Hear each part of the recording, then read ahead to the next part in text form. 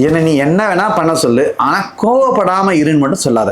ஏன்னா கோவம்ன்றது என்னுடைய குணம், அதை ஒன்றுமே பண்ண முடியாது. எனக்கு கோவம் வந்தால் நான் திட்டி தீத்துருவேன், எதிரில் யார் இருக்காங்கன்னே பார்க்க மாட்டேன் இப்படின்னு எத்தனை பேர் சொல்லியிருக்காங்க. நிறைய பேர் சொல்லியிருக்கோம், என் நாவலே கூட சொல்லியிருப்போம். கோபம்ன்றது என்னமோ ஒரு மிகப்பெரிய கிரீடமாக நினச்சிட்டு இருக்கோம். சில பேர் என்ன நினச்சிட்டு இருக்காங்கன்னா, கோவப்பட்டாங்கன்னா அவங்க பெரிய ஆளு அப்படின்னு நினச்சிருக்கோம். சில பேர் அந்த நிறுவனத்திலேயே யார் அதிகமாக கோவப்படுறாங்களோ அவங்க மிகப்பெரிய பதவியில் இருக்காங்கன்னு ஒரு நினைப்பு வேற.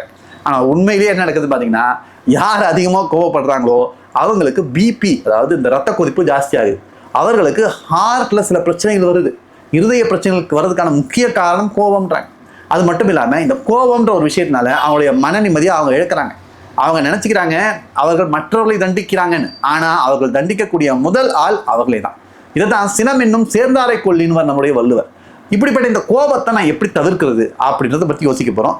அதை பற்றிய கதை தான் பார்க்க போகிறோம்.